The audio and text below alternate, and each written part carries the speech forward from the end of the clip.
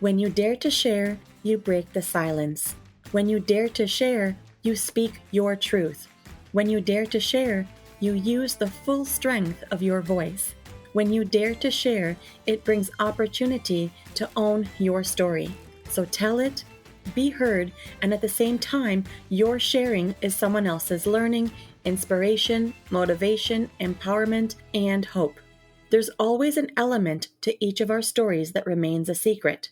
For some, we feel it's a dirty little secret. Dare to share your untold story exposes these secrets in a welcoming and positive way. I encourage each of you out there to dare yourself to share what is yours to tell. When we dare, it is the courage to do something really important. Let this be a vow to each and every single one of us that we take risk, we brave, confront, and face what is, while inspiring and empowering all communities. So let's break that silence and tap into mental beauty. This is Salima Jadavji, your podcast host, a practicing clinical social worker, and your mental wellness connoisseur. Welcome to the Dare to Share Your Untold Story podcast, episode number 25, The Dis-Ease of Trauma, Murder, and Death. To all my fellow listeners, before we get started, I'm just dropping in a note to give you a heads up that this podcast might be emotionally triggering for you. We do invite guests onto the show who share openly about extremely difficult life moments with exposure and impact of what the struggles have been like. The intensity of each episode could have a variable impact on your emotional and mental well-being based on your own personal story. If at any point the topic becomes uncomfortable or upsetting to you in any way, please do not pressure yourself to listen. Instead, be kind to yourself, do some self-care, and perhaps give another episode a try.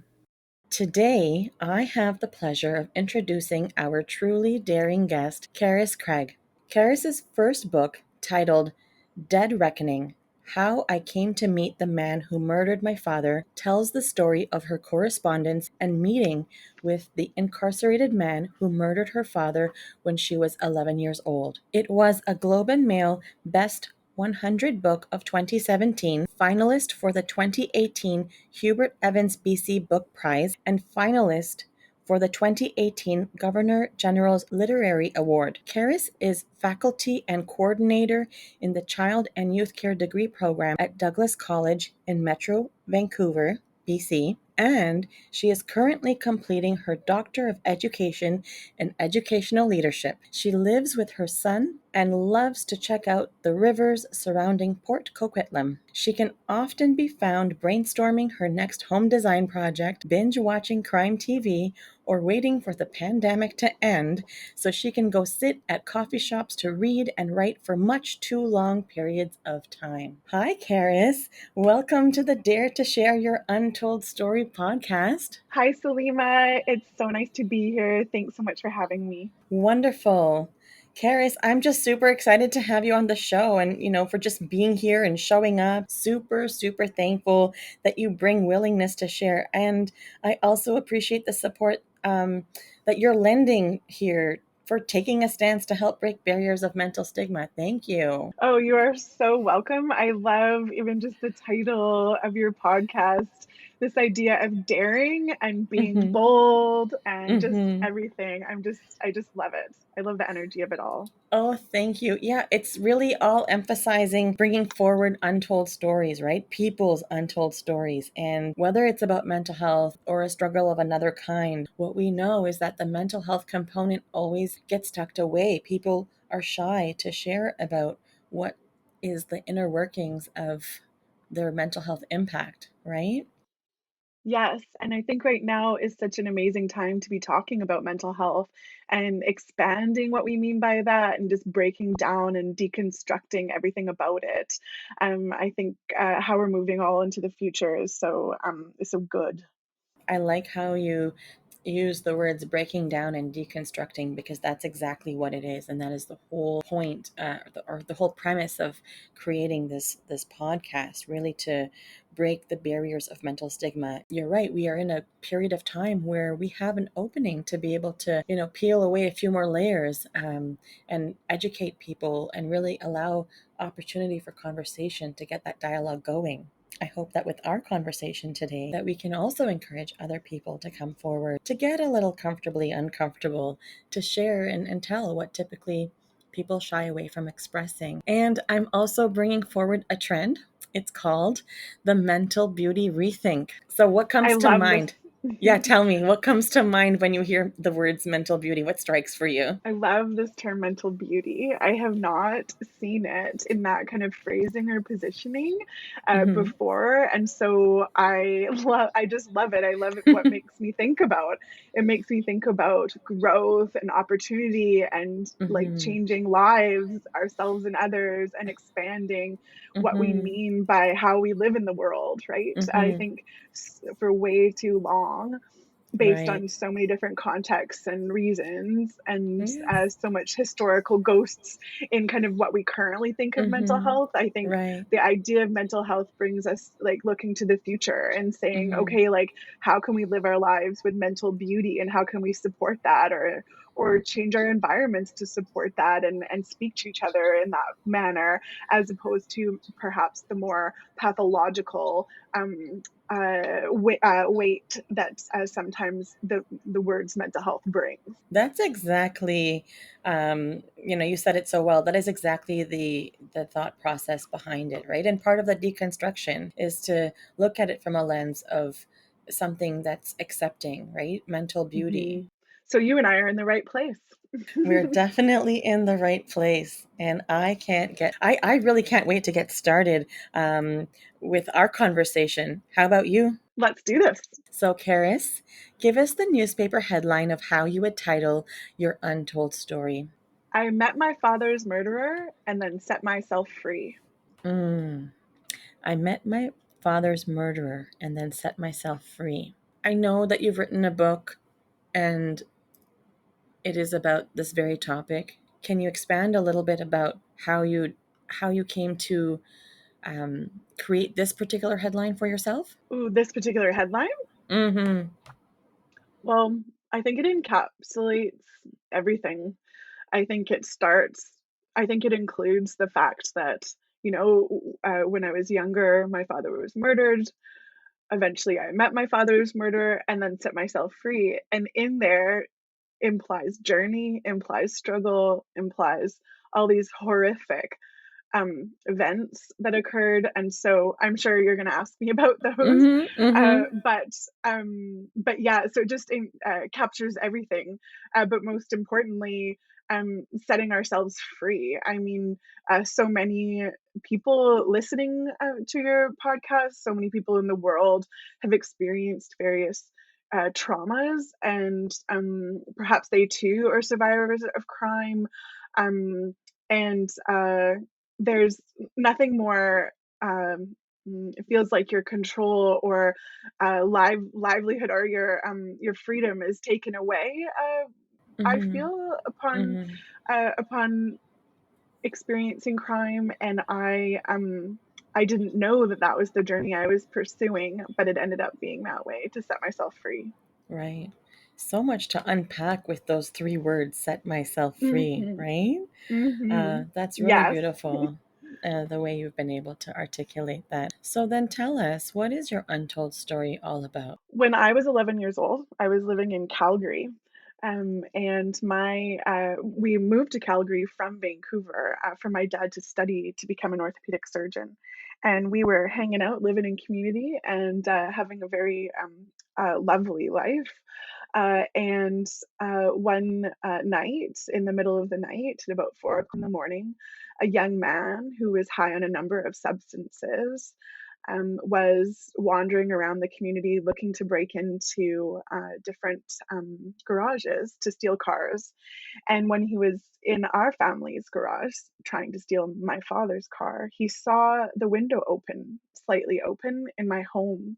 Mm-hmm. And he then proceeded to break into my house and Mm-hmm. wander around looking for something to steal, and picked up a knife in the kitchen and went toward the noise instead of running away. Mm-hmm. That noise was my father waking up and Okay. coming down to be startled by this young man. Right. And when he was stabbed a number of times, Mm-hmm. and that man ran away to be found a few days later. But my father lay there bleeding and struggling, and which is when I woke up and heard my mother yelling, "Call 911." And so I did. And while the rest of my family was surrounding my father, as the neighborhood also came to surround him, I was on the phone with the operator, emergency responder. My father then was taken to the hospital, in fact, where he was training, and Mm-hmm. was surrounded by the nurses and doctors and people who he'd worked with for a number of years. And he died from massive blood loss. That, of course, changed every single aspect of my world. And of Yeah, course, I I can't know we'll go imagine. into those pieces. Yeah, right. But eventually, after lots of healing work and lots of exploration and lots of anger and all of the things that come along with being a survivor of crime and the death of a massive force in your life that Mm-hmm. changes everything, many many many years later, Mm-hmm. I was with a friend at my workplace, and we were having coffee, and she was a new friend, and she, unlike every single other friend who had asked me about how my father died, and I would tell them very similarly to what I've just told you now, Right. much shorter. Okay. And they of course quite expectedly respond with just a dropped jaw, and understandably, but she was different. She asked me, "Do you know anything about your father, about the incarcerated man who murdered your father?" And I basically didn't. I didn't know a lot. I knew kind of what an 11-year-old knew, Yeah, you were just 11 and years so old. So, I mean, exactly, your big role that night was to call the police, right? Like you called exactly, 911 and there was so many other exactly. adults around, right? Exactly.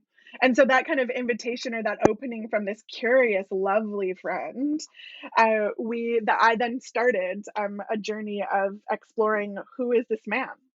What a curious question. Yes, And I'm sure that were you a bit surprised? Like you said that, most people their jaws drop and then they don't know what to say after that.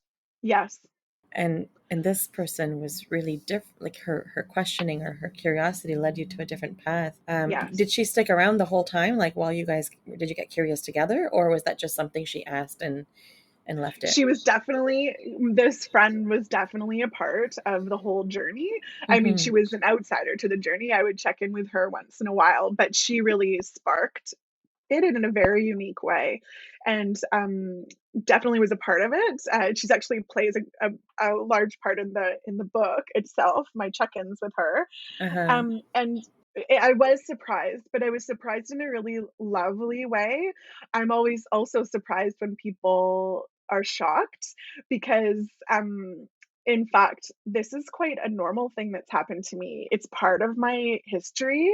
It's part of my story of who I am, and now I can't imagine my life without it, right? Like I everything in my world makes its sense because of all the things that have happened to me, including this. And so when people respond in shock, I really don't like it. Like I don't judge them for that. I fully understand why, but I'm also like, well, that's what happened to me.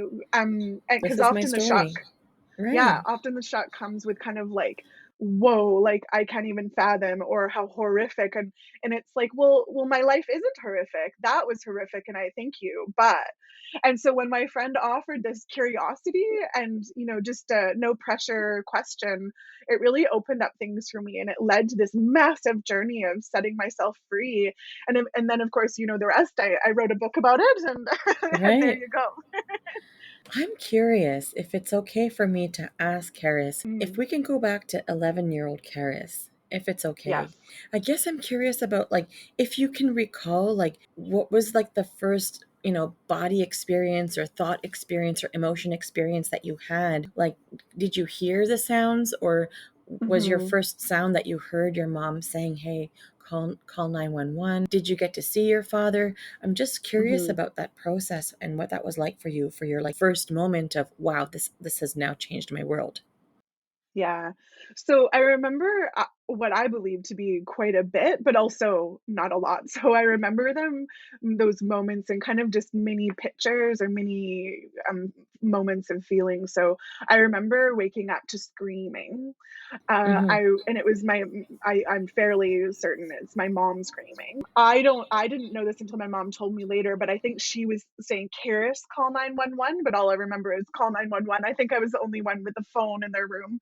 Mm, At that time, my siblings are younger than me, not much, but younger. And I do remember leaving my room after that phone call. I remember the phone call. The operator made me stay on the phone and repeat my age, my what I thought my father's age was, because at 11 you don't really know their age. right. Um, and I remember that distinctly. Um, I remember going down the stairwell that was covered in blood. I remember the smell of the blood. There was a lot of blood. Mm-hmm. I remember I remember being escorted over to my neighbor's house, who we're long friends with, and I remember shaking in the bathroom while we were kind of all put in the rec room, like with sleeping covers and all that kind of stuff, and I remember shaking in this bathroom, thinking, "What just happened to my world?" I understood that my dad, um, had been injured. I Right. did not see him. Like, my siblings saw him, touched him, interacted with him. I didn't. I was up in the room, and yeah, I remember being next door, and I remember it was only 2 hours between the time that they left and my mom came back, Mm-hmm. with other neighbors and the police. And I remember crime scene tape all over the lawn. I remember, different details like that. That's a lot. That's a lot of stuff to remember, and that you remember such vivid components, right? Like tapping Yeah. into your senses and having that sensational memory. And so when you called 911 and Yeah. if your mom, when your mom said, "Hey, call 911," did you know Yeah. what you were calling 911 for? Yes, I do remember telling them my dad's hurt, my dad's bleeding. And so I must have seen him, I must have something, but I don't actually remember But you that don't part. remember that part. Yeah, I do remember telling Mhm. the operator, though, "My dad's hurt, he's bleeding, everyone's screaming," that kind of thing. But, I didn't witness his stabbing. I didn't, Mhm. You were not yeah, hear right. the young man. Mhm. Right. Yeah. That is Yes. that's a lot of those are a lot of pieces that you have been able to keep in your memory. Have you ever tried to recall other memories, or have you just made peace with this is part of what happened and I'm okay Mhm. recalling this and I'm okay not recalling other aspects? Well, I would say, this kind of fits into kind of my later life as well, but I wrote, and so I don't recall writing before my dad died, but people tell me that I did, Mhm. um, like in journals, that kind of thing, Mhm. and, I remember writing a lot, and so, I used to write, like, in my middle school years, poetry and, journal writing, and I remember, if I look back, of which I have quite a bit of it, today, I see, myself processing all of those memories in different ways, Mhm. and Mm. so, different details, and so I would say kind of indirectly, I wasn't purposely doing that. I was just being my 11-year-old self. And so just draw or gravitating towards writing as a way of processing, expressing all the things. But at the time, like, no one told me that's a great way to process or express or remember things. Rather, I did it as a survival technique. I was like, I have this thing inside me that's trying to tell me something and I need to write. And so I did. That's really fascinating how you use that as a way to really have as a coping leg, right? Mhm. Yeah, Mm-hmm. and didn't know it at the time, right? There have been people who have supported that. Certainly, I remember in grade 9, so a couple years later, there was a guidance counselor who probably saw me, right? And she gave me my first, like, official journal, and I still have that journal. It's, like, teeny tiny writing front to Mm-hmm. back, and it's all just processing just so much intensity and all the aftermath of that death and murder and crime. Because of course, once as my father died, it changed everything in my life. It changed the way we interacted. It changed the wellness of our family, the ability to respond to each other's needs. It took away the joy and fun. My dad was a very charismatic, a very gregarious guy, and it took that out, right? And so what happens when you take these different elements out, and we there were a number of other losses that are all enmeshed into one, including moving back to Vancouver to be closer to my mom's family, and which was a great privilege to be able to do. But also, I lost my friends in elementary school. I lost my community that I knew. I lost, so all of that is entangled into one. And so it was a pretty horrific time, even though I look back and on the outside, everyone thinks you're functioning just fine. Mm-hmm. I think it's such a big part of how you're, well, I guess it's not me telling you that it's a big part of how you're affected. I guess I'm hearing you Mhm, say that there's a lot of different elements and pieces to how you were affected having gone through this journey of your father, of the break-in into the family home and your father being mhm, murdered and or mhm. your father being attacked and stabbed Yes. and then dying. Can I say something though? Yeah, yes, please. Just as you say that, it's making me think, there were aspects of the loss that we dealt with, I think, fairly well. If you're to separate the pieces, like, so for example, his death, like, we remember him, we have rituals and celebrations about him. We incorporate him into our lives in various different ways over the years. But I will say that never throughout my whole kind of first kind of wave of healing journey, if you want to call it that, I guess, that immediate survival type of time, that decade, I would say, or more, that that we never ever ever spoke about the crime. And Mm, so the crime aspect, the trauma aspect. So it was very clear that, like, my father died, and we kind of there were things that we did to attend to his loss, the right. loss of his presence. And connection to him. But never was it spoken that we had experienced a trauma, right? Like, there was the trauma of his loss, but no one ever acknowledged in any sort of meaningful or therapeutic or any pursuit that we had witnessed murder or the immediate aftermath of murder in our family home. And so and that there was this person who was entirely responsible for that. And so we never spoke about him. We never spoke about even the Mm-hmm. criminal justice process. I was sent to, almost a year later, I was sent to camp for 2 weeks. And I had no idea that there was a 2-week murder trial happening in the community. Wow. Like, and so, and to no offense to anybody, because Yeah. it makes total sense to me. Mm-hmm. But I find that hugely problematic now looking back. Yeah. Mhm. Right. Yeah, there's so many layers to Mhm. what what has unfolded from the act of one individual. Yeah. And you also talk about, well, first of all, it's nice to hear that there are so many aspects of the loss that have been dealt with, and that there are these celebrations and ways that you incorporate the remembering of your father into many aspects Mhm. of how your life is today, include him as well. I'm curious more about, like, the family dynamics. What did you notice Mhm. change? I see that in terms of the crime and the trauma and those aspects in the criminal justice process, that Mhm. not having a space at home, has it started to have space now, like in the more present time? And how does your family interact at, like, did any Mhm. relationships change? Yeah, yeah. Well, I'll say to one question is, to one of Sorry, those so many pieces questions. is that oh, sure. No, no, for sure. There's so many threads. Oh my gosh, so many. Right. And I would say so, like, 20 years later, and we can talk about that, but like 20 years later, I pursued that on purpose, right? Like I was like, I need to address the crime part of this loss. And I felt that the 20 years building up to that, it was about surviving the loss part and the restabilizing your life part, because it changed everything. It changed the way I interact, the way all of us interacted with each other in my immediate family. It turned us into just survive. You guys Mm-hmm. just survive, and because we're like a family that really prioritized education.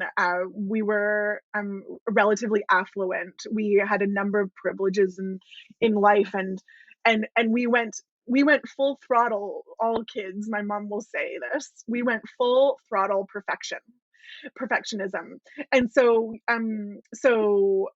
you have to be okay, you have to look okay, you have to perform well, you have to da, da, da, da, all this kind of stuff. And so on the outside that looks like, to people that are like, oh great, we don't have to worry about them. But and I laugh kind of, because it's like, are you kidding me? Like, and so newspapers would report various people saying, oh, the kids look fine, the kid, they're fine. And I Mm-hmm. was like, wow, like what an interesting perspective, because of course, like, at home we're surviving. My mom, God bless her, she was able to wake up every morning, get out of bed and get us, integrated into our lives. But if that were me, like I couldn't get out of bed. Like I wouldn't, I have no idea how she coped with that reality of Mm-hmm. four children, Mm-hmm. and a murdered father. And so, just little things, just no more fun. There was no more fun.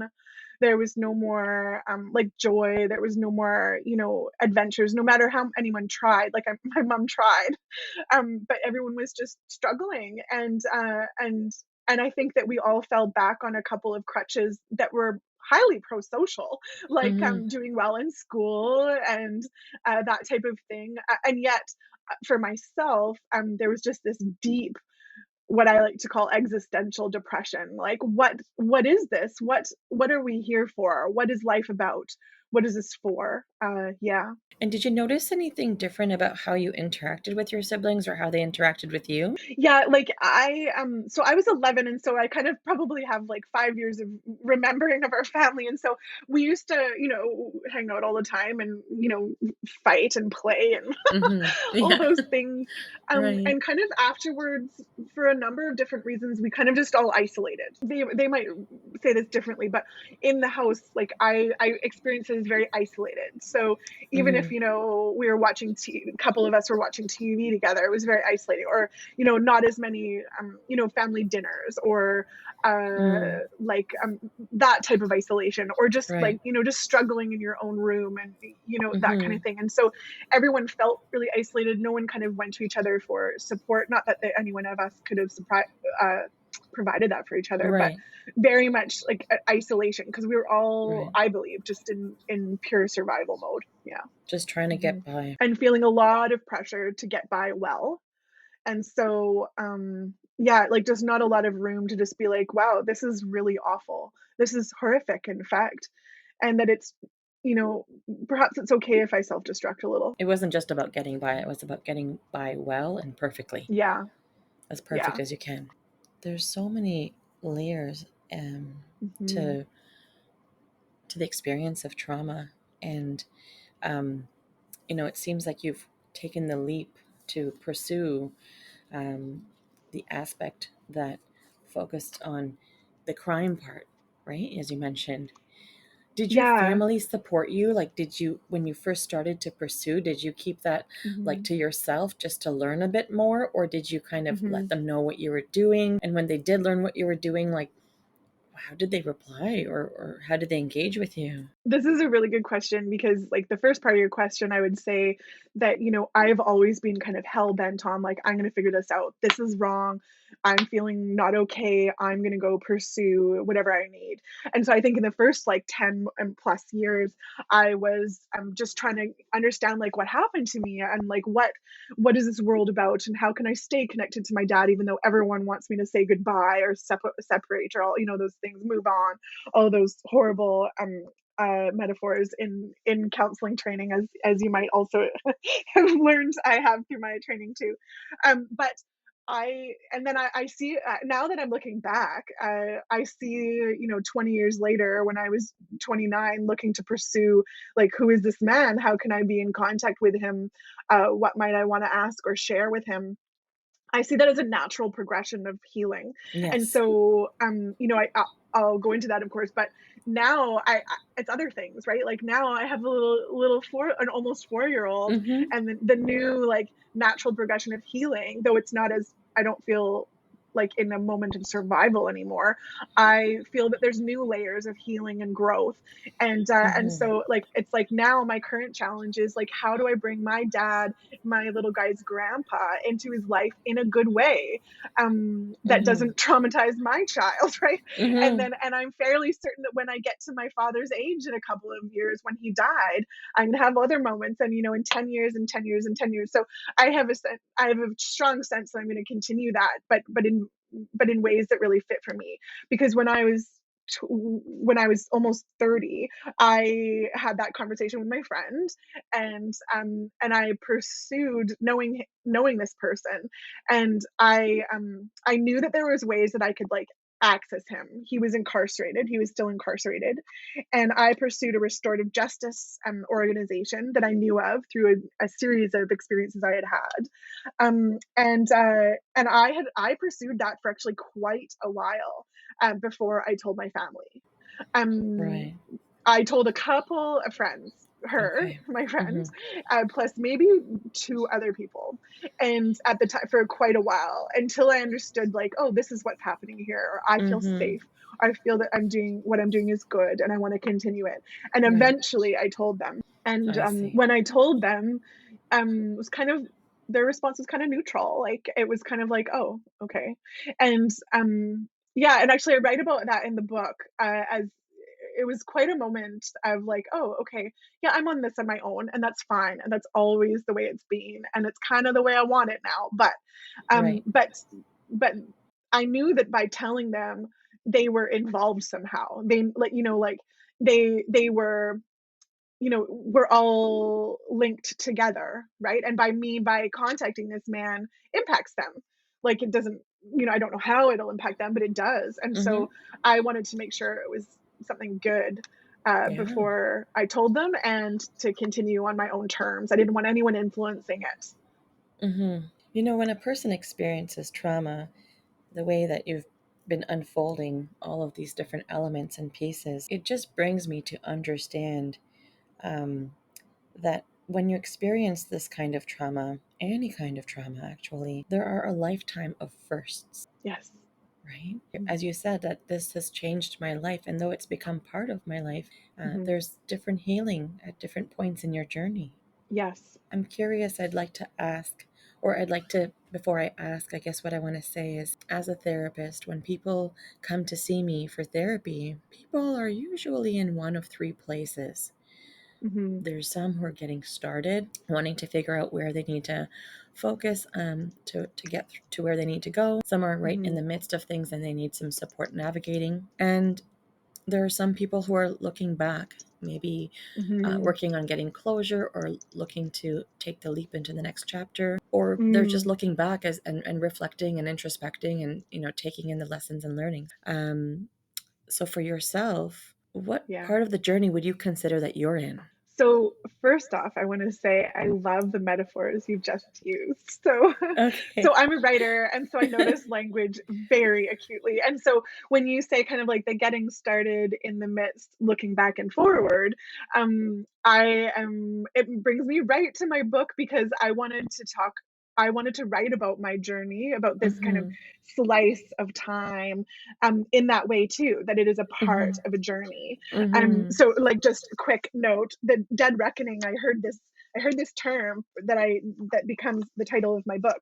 And Mhm. I love it because I feel like it speaks so much to this idea of journeying through trauma and through life. And so dead reckoning means to attempt to figure out where you are and where you are going based on where you have been. Um, and I use navigation terms within my book because my dad was a sailor and I was experimenting with sailing at the time, and I love this kind of navigation and journeying because I think it just honors the fact that everyone's on a journey. And so I would say right now, I would say I'm very much looking back and looking forward. In fact, I would say now I'm looking forward to the point where I would say uh, that I have this lovely privilege now where I don't count the years since my dad died. I don't, I, a year or two ago, I forgot.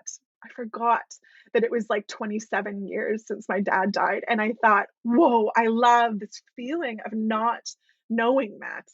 Um, and so, but I would also say to your question is that I'm just getting started with this next phase. And so, and I feel maybe that I'm in the midst of navigating how do you talk to a 4-year old or a 1-year old or a 7-year old or whatever about their grandpa who's so important in their life, who's so important in my life, who created a world that they now enjoy and benefit and from and everything that they were murdered.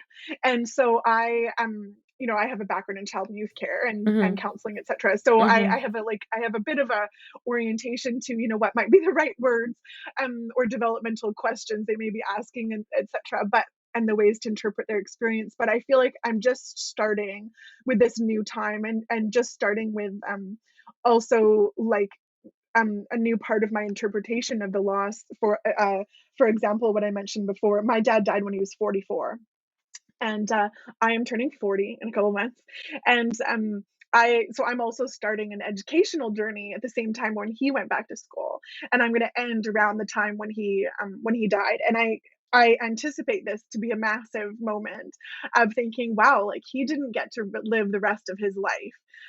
My family is very privileged in their good genetics that are like Mhm. long life genetics. Mhm.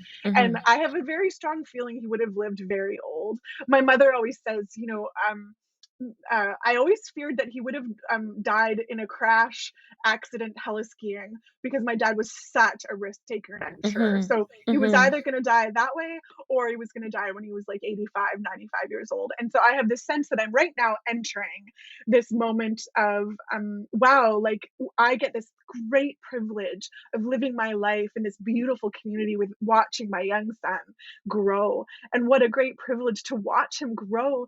And like, I think I'm going to have a lot of new, not necessarily healing, but a lot of new growth and opportunity for discovery. And as those things change, as I age older than my dad's life, and as I watch my son grow older than 11.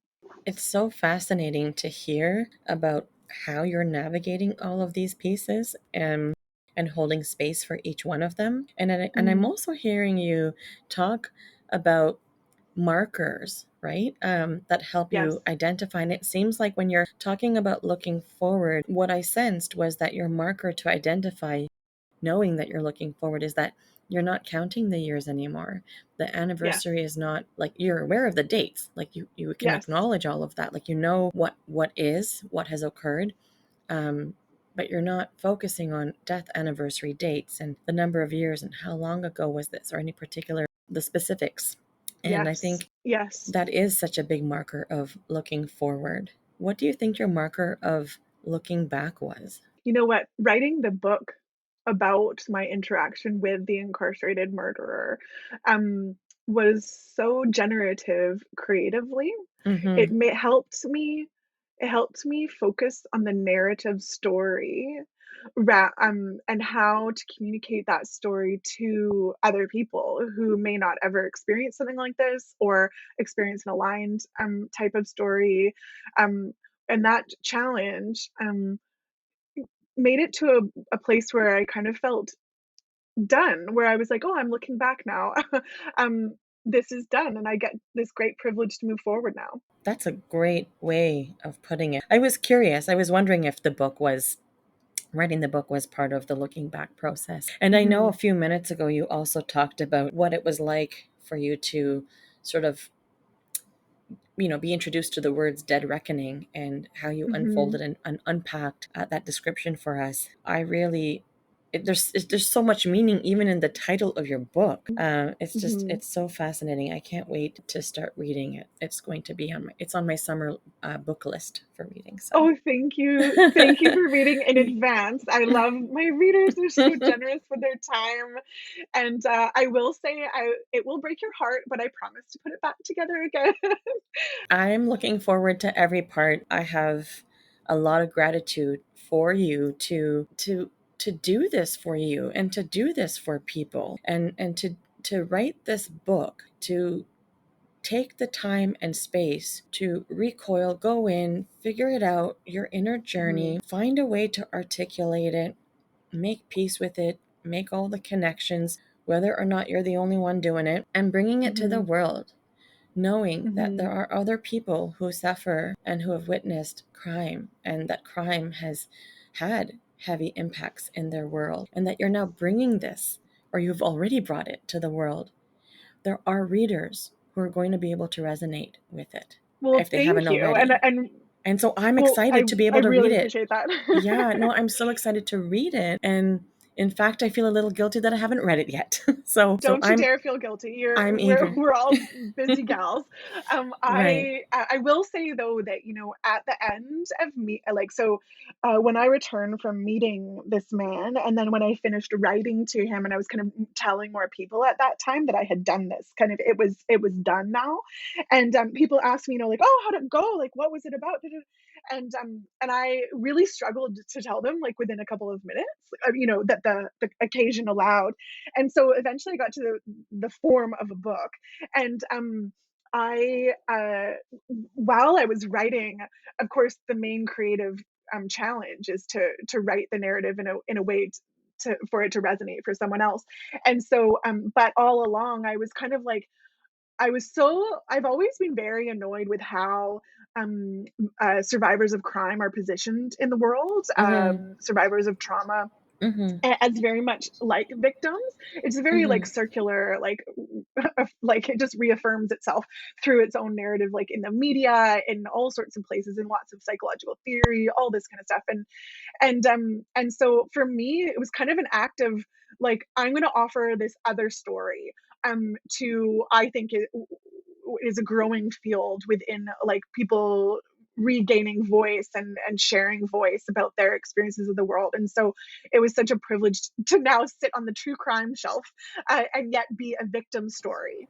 So Yeah. because I joined a like a literary crime association, Mm-hmm. while I was doing some professional writing. And I learned, like, I just that most crime dramas, or crime books, are about either the murderer, or written from the police perspective. And I was like, where are the people who have been harmed? Like, where are they in these Mm-hmm. stories? And Mm-hmm. how dare we all then have created this?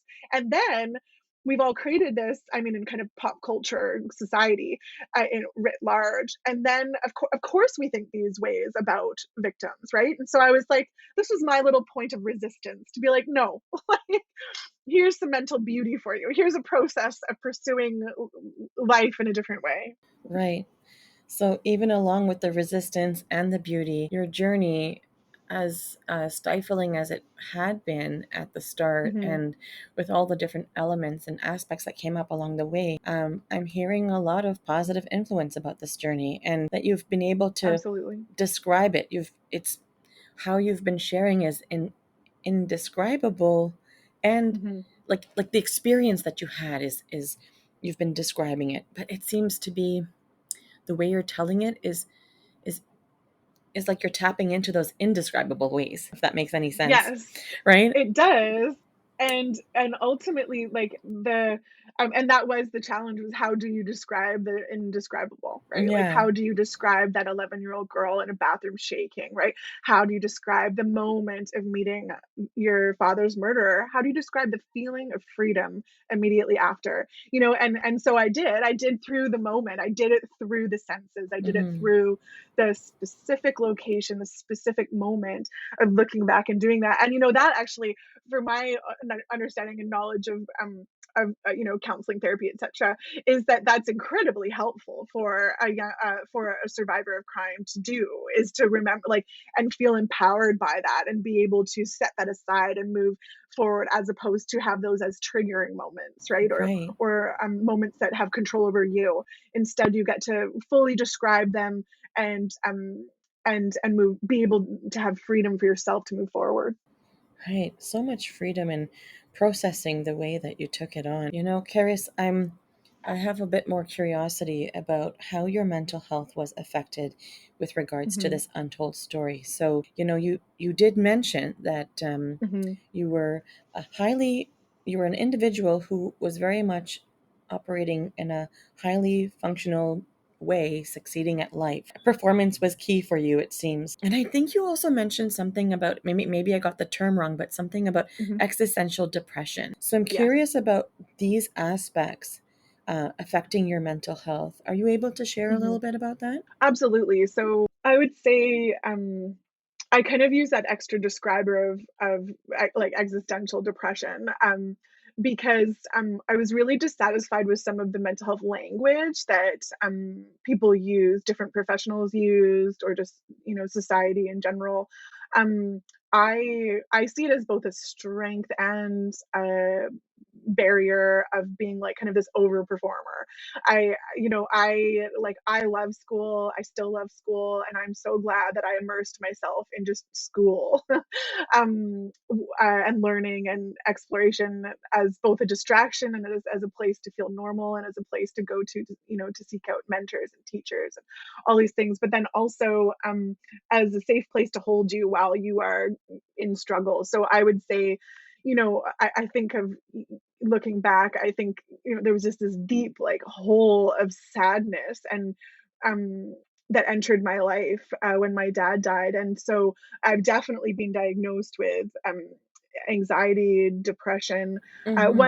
One psychiatrist, after 5 minutes of meeting me and asking about this particular life history, said I had post traumatic stress disorder. And when I was like, "Oh, what's that? I'm going to go look at what that means." I looked at the symptoms, and I didn't meet any of them. Right. I definitely met the requirements of depression, Mm-hmm. but not post traumatic stress disorder. So I had this like window into some professionals, kind of like over diagnosis, or, you know, little trigger happy when they kind of see the history of murder. And so, you know, I have a real critique of our mental health system, and yet I see it totally changing and on a totally different trajectory right now, which is so exciting. um And your story but like, mhm, specifically had a lot of subtleties, right? Like not just the story, mhm, but your experience and mhm, what you witnessed and what you didn't witness and how you process as an 11-year-old and how you mhm, operated and functioned as an 11-year-old and then in the years mhm. after that. So my guess is there was a lot of subtleties in what you were experiencing, and in the mental health profession, it is very easy to go to that diagnosis place, right? Firsthand, Absolutely. And right? you know what I really loved about people who were in those positions, so the guidance counselor or the school social worker, Mm-hmm. or various mentors, teachers, people who have quite a bit of influence over your life during that time. And the ones who I gravitated towards, and the ones I still remember, the ones I still have as Facebook friends, Mm-hmm. Mm-hmm. are the people who just made space for you, are the people who just said, "Oh, that's where you're at. Okay, come be in my space with me too," Mm. and who thought of you as this like super cool young person doing their thing, figuring it out, having hard days and good days, and just making room for you, right? And not the ones who just, told you what you're feeling, or, tried to, fix something. It's like, how can you fix murder? Like, no, stop. Like, let's Right. let people be people and experience what they're experiencing. And the people who I feel honor you in that moment, no matter what age you are going through, those are the good people in the system. Yeah. There's a real resonance Mhm. when there's the helping person comes from Mhm. that place of openness and curiosity. It's so much more invitational, um, Yeah. than the person who's kind of saying, but do you feel this? But what about Yes. that? And I think it could be Yes. this. And you're young, so you might Yes. not have the language, but let me tell you about this. 100%. And it's one of the reasons why I went into the child and youth care profession, Right. and field of scholarship, and because it's all about centering the young person, Mm-hmm. centering their perspective of the world, Mm-hmm. centering the fact that they are human, that they're fully developed, that they are have something to contribute, who you're just so glad that they're there, and that you get this privilege of walking through the world with them.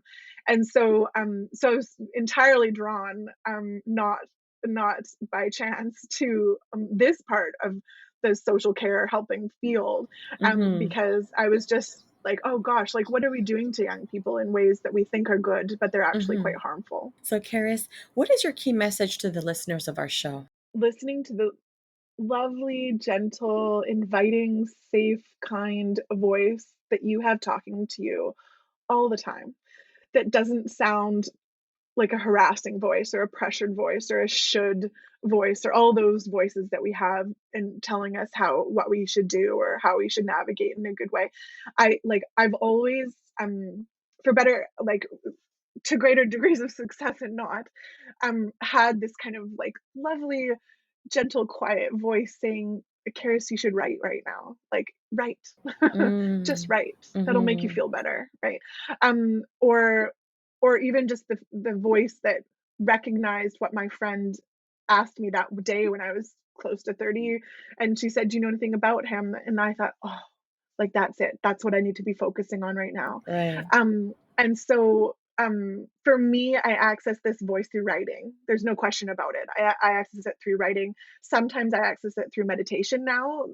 Older, as I've grown and developed different strategies or coping, whatever you want to call it. But for me, it was writing. And I know for everyone else, like it might be a totally different thing. And so, whatever way that you can access that voice that takes care of you, that always respects you, no questions, like there's no, you know, that always knows what you need. And when you do listen to it and follow it, you are better. You feel just a little better. And because I think there's so many things out in the world right now telling us what to do, what to be, what we should do, all these things, and with good intention. Many of those things exist with great intention, but any way you may access it, through dialogue, through counseling, through writing, through movement, through all these different ways, through accessing nature, through engaging with young people, whatever it is, just Mm-hmm. listen to that, listen to it, Mm-hmm. and honor it, and you will be taking care of yourself. Phenomenal. What a wonderful Mm. message. Another curiosity of mine is, what is that game changer inspiration that really you might hold close to you, something that sparks for you that reflects your untold story? So, would there be a quote or a book, an event, a person, something that really drove home for you? Yes, and I was thinking about this. I actually, it comes from my book, and quite early on in the book, I write a quote, and it came. Before I say it, I'll just say where it came from.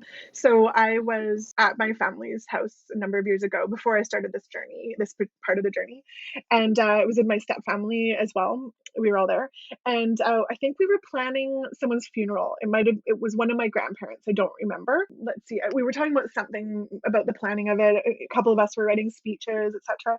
And out of the blue, my stepbrother said this sentence that I will never forget, and I included it in my book because I wanted to put it on Mm-hmm. paper. Mm-hmm. And he said, "Death invites people to live." The meaning that I take from that is that death is about the living. It's about the people who survive the death and what we do with that moment, and that death invites people to live. It's like a when something closes, when something ends, when something is destroyed, like my father, how do I, as the living, go on living? And how do I want that life to look? And how do I pursue living instead of surviving?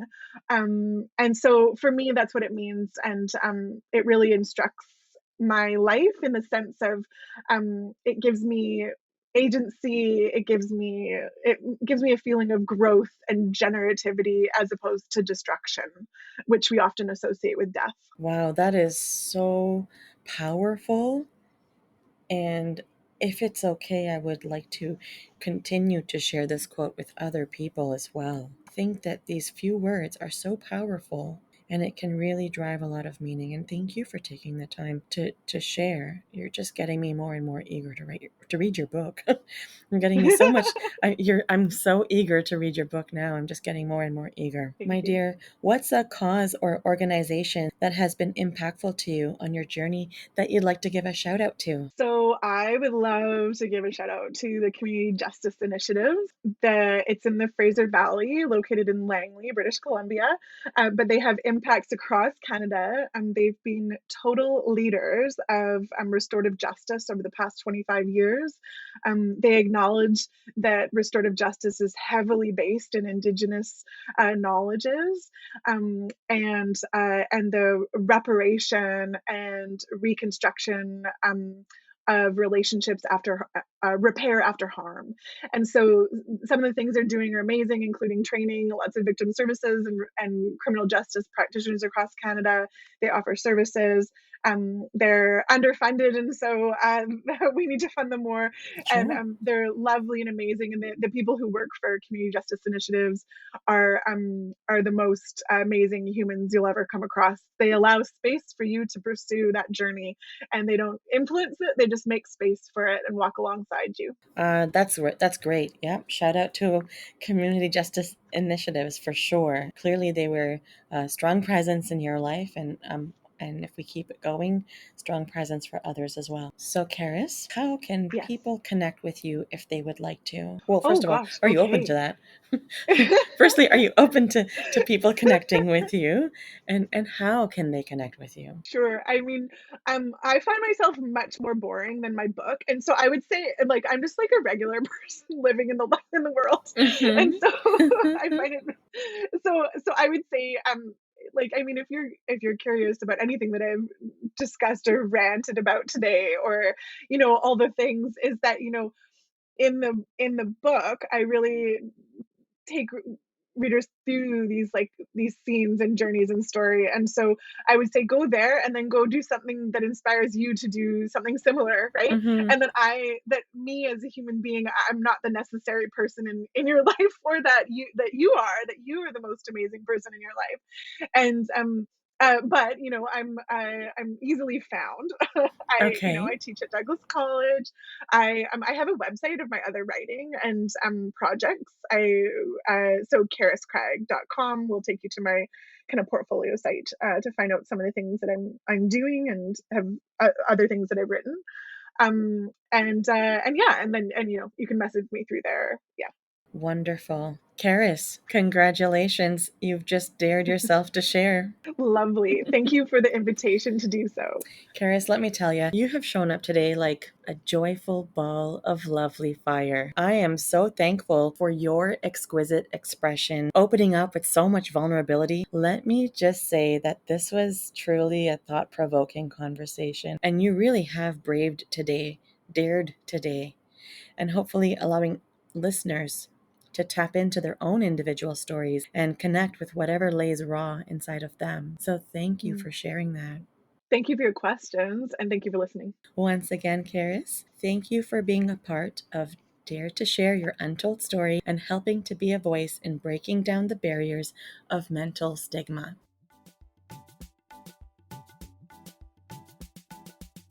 To all of our listeners, if you like what you've been hearing on this podcast and you want to be part of breaking down barriers of mental stigma, I invite you to go wherever you are listening to the episode and hit subscribe. Leave us a comment or a review of the episode and maybe how you relate to it. To learn more about what we offer, visit www.daretoheal.co. And if you are feeling ready and brave to share, please submit your story by visiting www.daretoshare.co. Thanks for joining in.